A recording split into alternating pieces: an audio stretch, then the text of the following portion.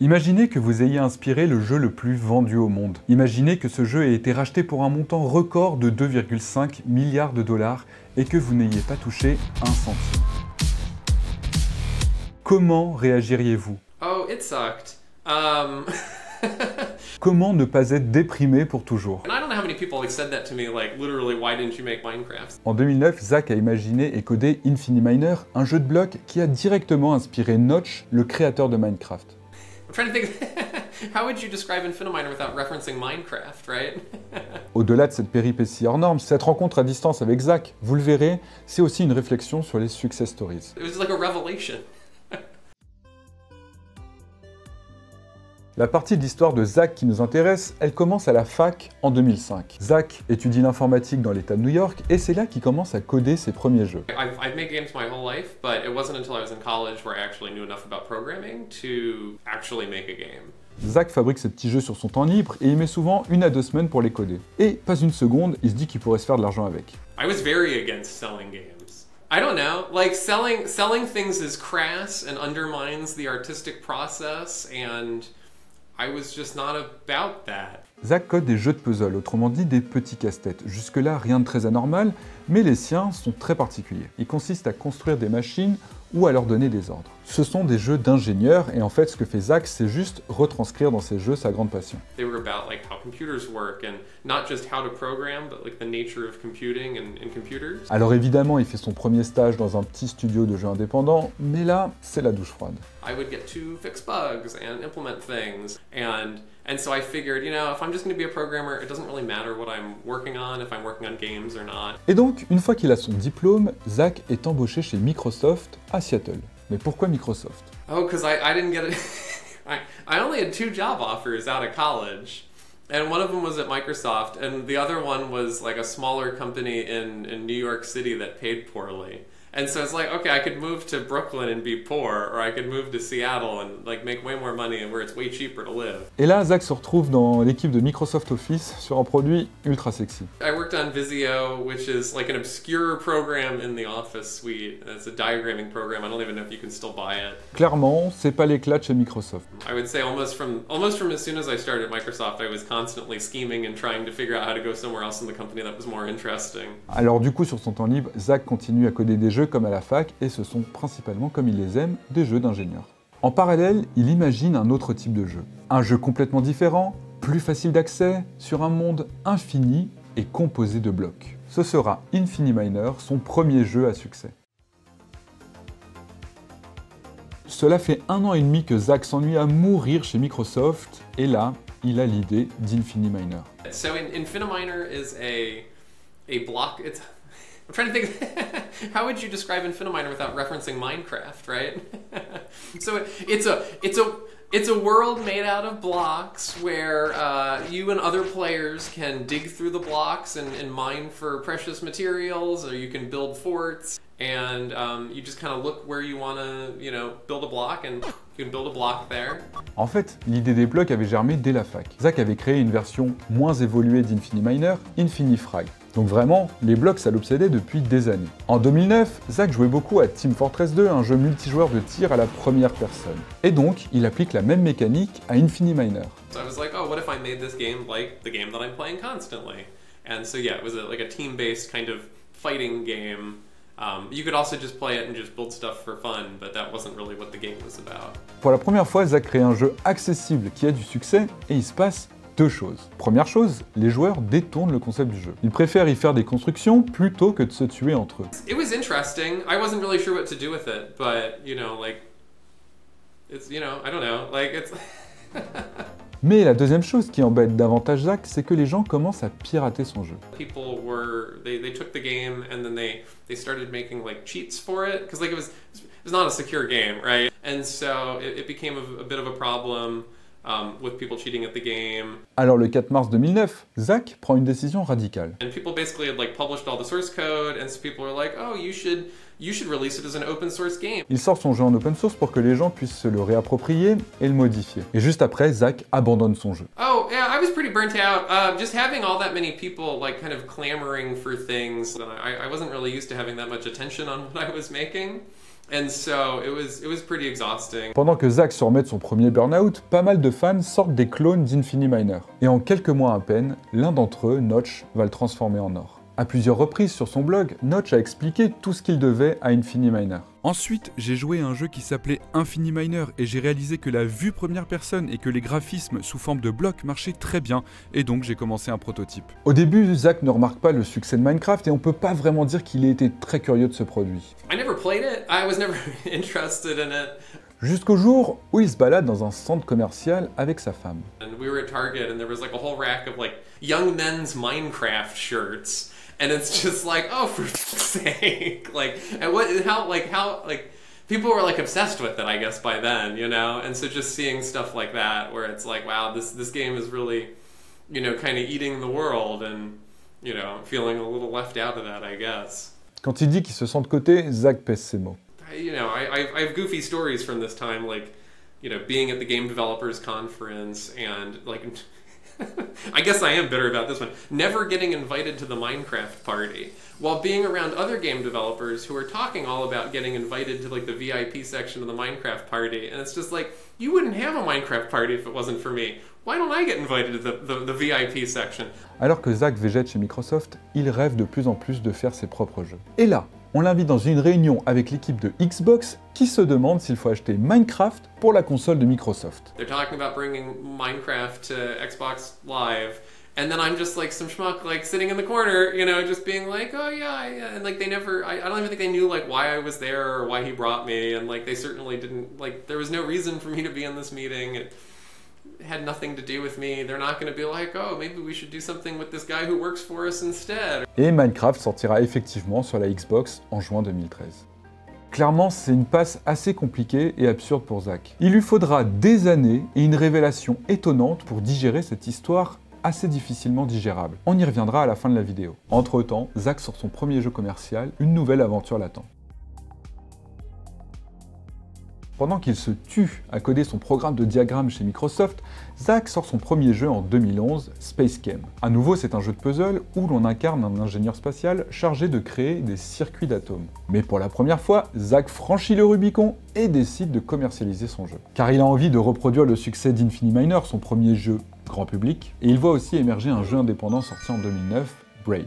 It was one of the first really high-profile indie games. And it was inspiring to a lot of game developers because they see this game, he made hundreds of thousands of dollars. Braid a été développé en 3 ans par 2 personnes seulement. Son créateur, John Blow, a affirmé avoir gagné 4 millions de dollars pour 450 000 exemplaires vendus. C'est devenu une star du jeu vidéo dit indépendant. Il a aussi été immortalisé dans un documentaire, Indie Game The Movie, sorti en 2010, qui montre bien ce qu'était ce secteur à l'époque, un nouvel Eldorado. Alors quand il voit tout ça, Zach se fait une promesse avec SpaceChem. The thing, I was like, if we make $100,000, I'm gonna quit my job. Gros coup de bol, SpaceChem est repéré par un journaliste qui en fait une très bonne critique et le bouche à oreille commence. All of those things, we made $100,000. And I was like, okay, this is not actually enough money to leave Microsoft. Like, this is not a lot of money. And so I was like, if we make $300,000, then I'll quit my job. And then we did. Ce qui a permis à SpaceChem de décoller, c'est la plateforme Steam. Elle est devenue depuis 2008 le Graal des développeurs de jeux indépendants. It used to be really hard to get games out in the world before Steam. Like, I think that's one of the things that's kind of hard to even imagine nowadays, that like it's so easy to put a game on Steam. There's like tens of thousands of games released on Steam every year. Pendant l'année 2011, quand SpaceChem sort sur Steam, il n'y a que 280 nouveaux jeux acceptés sur la plateforme. C'est vraiment rien par rapport aux 18 000 nouveaux jeux acceptés en 2024. C'est donc un petit exploit d'être publié, mais surtout de gagner 300 000 $. Avec ce petit pactole et après 3 ans et demi de bons et loyaux services chez Microsoft, Zach tient parole. Avec quelques anciens collègues de Microsoft, il fonde Zachtronics, un nom de studio dont il est très fier. Not a clever name, not a good one. It kept being more and more embarrassing over the years, but unfortunately we sort of gained like name recognition with it and kind of stuck with it. It's not a good name. En 12 ans d'existence, Zachtronics a commercialisé une dizaine de jeux et s'est constitué une petite fanbase. Our team was 5 people. We would spend about a year on each game. So our budget for each game was somewhere between like $500,000 and $1 million. Most of our games, I think, like kind of make back what we spend. With Opus Magnum, we made back like a couple times what we spent on it. So like a 3x return maybe. Effectivement, le plus gros succès de Zachtronics sera Opus Magnum sorti en 2017. Un jeu plus grand public où l'on doit donner des instructions à des machines alchimiques. Mais l'autre exploit de Zachtronics, c'est tout simplement de réussir à survivre aussi longtemps en produisant un jeu par an. A lot of people make a game, it doesn't do well, you never hear from them again, right? Some people make a game, it's a hit, and then they follow it up with another game that's not a hit, and then you never hear from them again. Right? Very few studios get to the point where they can just keep making game after game after game after game for years. Mais quand bien même on arrive à se maintenir aussi longtemps, le quotidien d'un créateur de jeux vidéo indépendant n'est jamais facile tellement c'est usant. Du coup, pour avoir moins de pression, Zach a vendu Zachtronics en 2016 tout en y restant salarié. Après un autre burn-out en 2022, Zach décide de tout plaquer pour être professeur d'informatique dans un lycée. If you want to teach computer science, they're in such a panic for computer science teachers that they'll just hire anybody. And so, I mean, they interviewed like a handful of candidates, but for some reason they're like, yeah, this guy who has no training, he's the person we should pick. Mais finalement, ça n'a duré qu'une seule année. It was kind of fun, but there were a lot of things I didn't like about it. It's like you can't even go to the bathroom when you want. Like, it's ridiculous. I'm an adult. Et après cette expérience, Zach a compris qu'il ne pourrait faire qu'une seule chose dans sa vie, des jeux. No, I can only make games. That's the only thing I know how to do. So I think I'm going to keep making games for as long as I can until people stop buying them. And then I'm going to have to reluctantly get a job doing something else. C'est pour ça que Zach a recréé un studio, Coïncidence. Le nom claque un peu plus et il résonne assez bien avec l'histoire de Zach. Our new game is called Kaizen, A Factory Story.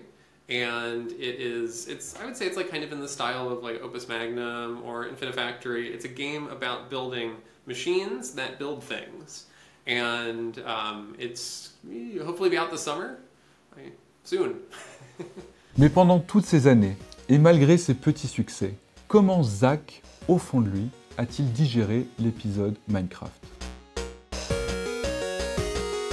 Il y a eu de nombreux cas de clonage ou d'inspiration très proches dans l'industrie du jeu vidéo. Certains cas ont donné lieu à des gros dramas et des procès, d'autres pas du tout. Ce qui m'a beaucoup frappé, et heureusement pour lui, c'est que Zach ne s'est jamais senti volé par Notch. It's not a clone, certainly. I guess I feel like I've always known that it's like, no, I would have never made this game. Certes, Minecraft a bien repris d'Infiniminer le concept des blocs, la texture pixelisée ou encore la vue à la première personne. Mais Zach pense que Minecraft a quand même apporté beaucoup plus que ça. And so that idea, combined with a game that's all about crafting and materials and collecting materials and converting them into better tools to get more materials, combining those two ideas makes Minecraft. And I would have never ever, like in a million years, made a game about like collecting resources and combining them together. Comme il nous l'a expliqué, il aurait aimé un peu plus de reconnaissance symbolique, surtout de la part de Notch, à qui il n'a jamais parlé. Pendant toutes ces années, il n'était pas détruit, mais cette histoire, elle le plombait quand même un peu. I certainly, it wasn't like destroying my life, you know, I wasn't like horribly depressed about this going on, but I was not happy about it, right? Like I was kind of bitter and a little unhappy about it, especially because, you know, I'm running Zachtronics, it's a struggle every day, and then there's some guy just getting just bucket loads of money, and, you know, and like, for what, you know? Ce qui était difficile aussi, c'était la pression de l'entourage. Everybody around me who knows, they're like, you know, like, why didn't you make Minecraft? And I don't know how many people like said that to me, like, literally, why didn't you make Minecraft, Zach? But like, I felt a lot of it from other people, and like, I guess if you're around enough people who are kind of insinuating stuff like that, or it feels like they're insinuating stuff like that, you start to feel it a little bit. La délivrance de Zach arrive le jour où on aurait pu penser qu'il se passerait tout le contraire. The day that Microsoft buys it. Ce jour, c'est le 15 septembre 2014. Le jour où Microsoft, rappelons-le, l'entreprise dans laquelle Zach a végété pendant 3 ans, rachète Minecraft. Like, this is more than anybody's ever paid for, like, an indie game forever, right? Like, it's probably never gonna happen again. It's huge, it's crazy, it's weird. That like, yeah, like the world's most like obscene indie game purchase by Microsoft, you know, like this company that I, after working there for 3.5 years, have very little respect for. You know, they spend way too much getting this game. Microsoft a racheté Minecraft pour 2,5 milliards de dollars. C'est effectivement un rachat record dans l'histoire du jeu vidéo indépendant et ça a été une opération très rentable pour Microsoft. Très bizarrement, c'est ce chiffre hallucinant qui va guérir Zach. It's funny, right? Like it's like cosmically hilarious that like that's the ending to the Minecraft story, and it just kind of put it in perspective for me that like this is bigger than me. Like it's too weird, it's too funny, it's bigger than all of us. Like I'm just happy to have played like this stupid role in something that was so big and so weird and strange. I'm kind of proud. I'm like, in a weird way, I'm like proud of it now. C'est ce qui me fascine le plus dans cette histoire. Le chèque qui aurait pu tuer Zack l'a au contraire délivré. I don't think it's a paradox, but I don't really know what the word is. It was like a revelation. Mon interprétation, mais ce n'est que la mienne, c'est que Zack, ce jour-là, a compris qui il était et qui il resterait. Notch a voulu et réussi à façonner un produit génial et mainstream qui plaît à presque tout le monde. Alors que Zack, lui, imagine et imaginera probablement toujours des jeux beaucoup plus niches. Mais remettons quand même les choses en perspective. Même si la carrière de Zack est beaucoup moins spectaculaire que celle de Notch, elle inspire quand même beaucoup de respect. On l'a vu, survivre aussi longtemps dans le jeu indépendant, c'est un exploit. Il n'y a pas beaucoup de données officielles et récentes sur les ventes de Steam. Les seules qui m'ont paru sérieuses proviennent d'un post-médium qui analyse les datas publiques de la plateforme. Selon l'auteur du post, et c'est un chiffre qu'on a déjà mentionné plus haut, en 2024, 18 000 nouveaux jeux ont été uploadés sur Steam. C'est une véritable inflation, les joueurs ont vraiment beaucoup de choix, peut-être trop. Et d'après l'auteur, 8% des jeux indépendants se partageraient 80% des revenus. Et seuls 0,5% des jeux indépendants auraient un modèle économique viable. Zack fait donc partie de cette infime minorité d'acharnés qui vit de son art. Même s'il faut l'avouer, l'argent n'a pas tout le temps coulé à flot. I mean, I think if our games made more money, I would not be unhappy about that. La carrière de Zack est à la fois inspirante et touchante. Enfin ça, c'est mon ressenti. Et puis, à ma connaissance, il n'a pas sombré comme Notch après le rachat de Minecraft. I don't know if I want everything from his life. I don't want to throw shade on him, but yeah, like there's some stuff that's less enviable in his story. Mais ça, c'est une autre histoire. Merci d'avoir regardé cette vidéo. N'hésitez pas à vous abonner. Je serais curieux que vous me disiez en commentaire comment vous interprétez l'histoire de Zack et comment vous auriez réagi à sa place. Ah, et essayez ces jeux. Moi qui ne suis ni un gamer ni un ingénieur, ça m'a plu.